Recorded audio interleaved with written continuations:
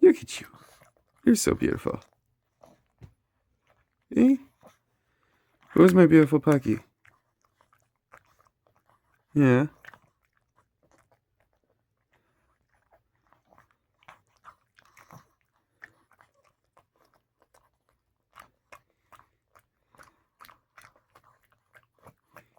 Give you guys a shot of Puggy awesomeness before we start. Beautiful boy. Good boy. Alright, we're going to take a shot and hope for the best. I don't know when he went out. I don't know when he'll be back. But what I do know is there's a good chance that he might not be out tomorrow. And if that's the case, I might not be able to do my birthday stream. So I'm filming this in advance, just in case. If you guys see this on Wednesday, then I did not get to do my birthday stream or celebrate my birthday the way I wanted to. And this video will be the makeup to replace that. But if not, you will see this on Thursday at its usual time. And this video is going to be the last in an epic series. It's time for new set versus old set. This has been one of the more entertaining pack battles that we've had on the channel. It has also been a really fun finale because Snoop and I each picked a set ourselves here. Well, kind of. I was locked into the new set, but I love this set, so I was totally for picking it. And yeah, versus Zendikar Rising, it's been an exciting battle. After speaking with Snoop last week, after the previous video, round 6, he decided that he believed that the Katara card at the end of the pack clenched the battle for Avatar.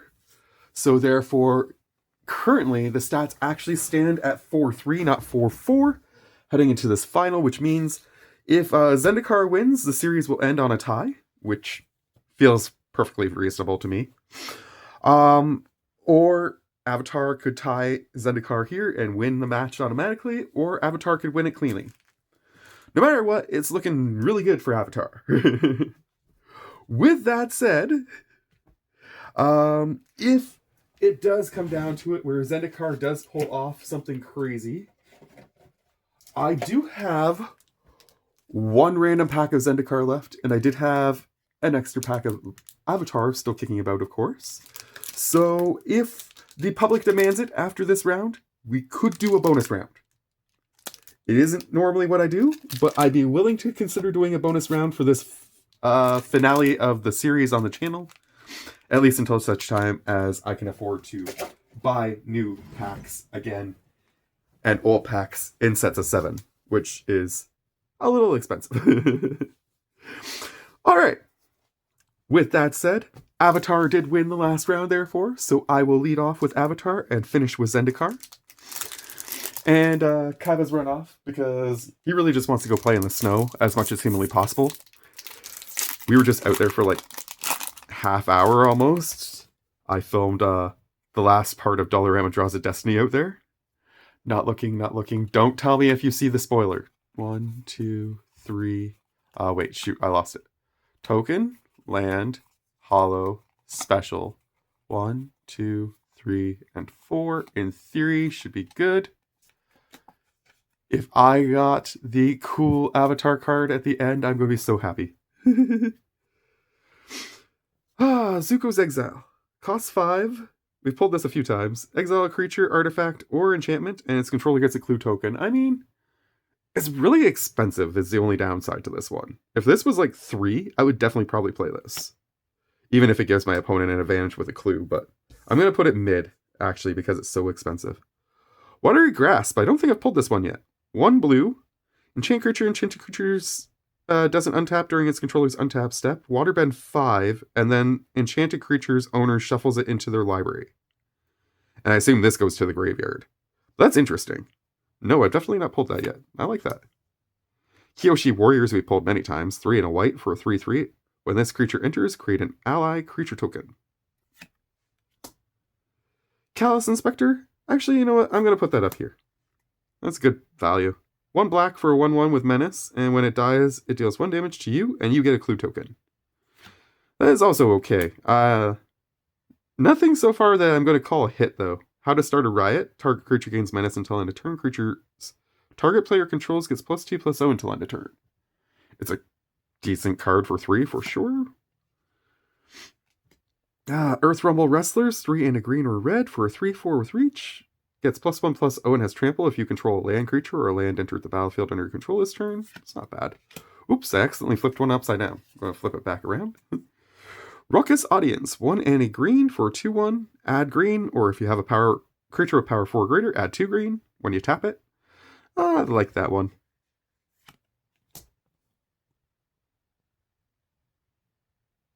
Kaiba, what's wrong, baby?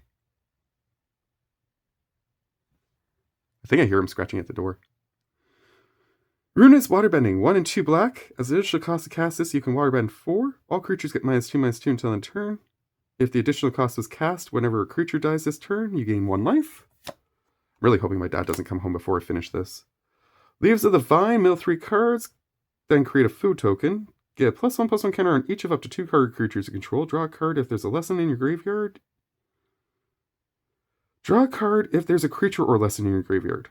Yeah, that's okay. It's not amazing, but it's okay. I mean, I like this one too, actually. If you can pay the Waterbend 4, that's pretty good. I'm going to put this one actually down here. Benevolent River Spirit. 2 blue. Costs Waterbend 5 as an additional cost. 4/5. Flying Ward 2. And when this thing enters, scry 2. So, I mean, you're getting a lot of value out of it. It just costs 5 extra taps of creatures, artifacts, or lands. So, I mean, that's a pretty decent value. I'm going to count that one as actually a hit, I think. White Lotus Hideout. Taps to add colorless. Tap to add 1 mana of any color, but you can only use it for a lesson or a shrine. Pay 1, tap to add 1 mana of any color. That's a decent land. I'm not going to count that one as a hit. I like the one with Vigilance better because it makes for a really good land in combat. There's our token. We got an ally and a clue. I like the ally better today. Ooh, we got a Full Art Swamp. That's a nice hit. I've pulled several of these in Jumpstart packs, but I still like this one. Ooh, Jet Freedom Fighter is our holo. When he enters, he deals damage equal to the number of creatures you control to target creature or an opponent controls, and when he dies, you put +1/+1 counter on each of up to 2 target creatures. He has 3/1, so he's a little expensive to get into play. Probably won't end up using him in an allies deck, to be honest, because there's many other better allies, but he's alright. And finishing off this pack, we have... Ooh! Full Art Toph, the first Metal Bender. Non-token artifacts you control are lands in addition to their other types. The beginning of your end step, Earthbend 2. I think I've only pulled 1 copy of her, and it was like the very first Avatar card I pulled. Alright, well, I'm counting these 2, and I guess the land are my 3 hits for this pack. But I mean, that's definitely a hit that you're going to have a tough time beating, Snoop. But we'll see if you can do it. You do have the 2-card handicap, so, or disadvantage, we'll call it. I should stop using that word. I apologize to people who I might be offending when I say that. I don't mean to. We have a construct token, apparently. Ooh, I didn't mean to reveal whatever's on the back of there. Hopefully you guys didn't see that. We got a cool art card. It is a mountain. That's what I thought it was going to be. Very nice mountain, though. Floating in the sky or something there. Pretty cool. Ooh, Full Art Swamp. Nice, nice. Spare supplies. 2 When enters battlefield tap, sorry. Enters battlefield, draw a card, and pay 2, tap it, sacrifice it, and draw a card. Yeah. Deliberate, 1 and a blue, scry 2, then draw a card. That's a little bit better, personally, for me, than the first one. Joraga Visionary, 3 and a green for an elf wizard that's a 3/2. When it enters battlefield, draw a card. Ooh. Umara Mystic. 1, a blue, and a red for a 1/3 merfolk wizard, flying. Whenever you cast an instant sorcery or wizard spell, this thing gets +2/+0 until end of turn. Nice. There's a couple spell slinging decks that might fit into for me. I like that one. I'm going to count that one. Shatterskull Minotaur. 4 and 2 red for a 5/4. Costs 1 less to cast for each creature in your party, and it has haste. I mean, it's going to come out swinging, which is nice, but I'm not a party player. Still going to give it its props, though. Definitely belongs. Ooh, that one's a little thicker than the other one. Interesting. Rockslide Sorcerer. 3 and a red for a 3/3. Whenever you cast an instant or sorcery or a wizard spell, this thing deals 1 damage to any target. Well, again, that's a pretty solid wizard card, so I'm going to count that. Juwari Disruption. 1 and a blue. Counter target spell unless its controller pays 1, or you can put this in as a land, and enters tapped, and then you can tap it for blue. Not bad. I'm not going to say that's amazing, though. I do like the versatility of it, don't get me wrong, but I don't... Unless its controller pays 1, chances are they're going to be able to have the extra 1. I'm going to put it here.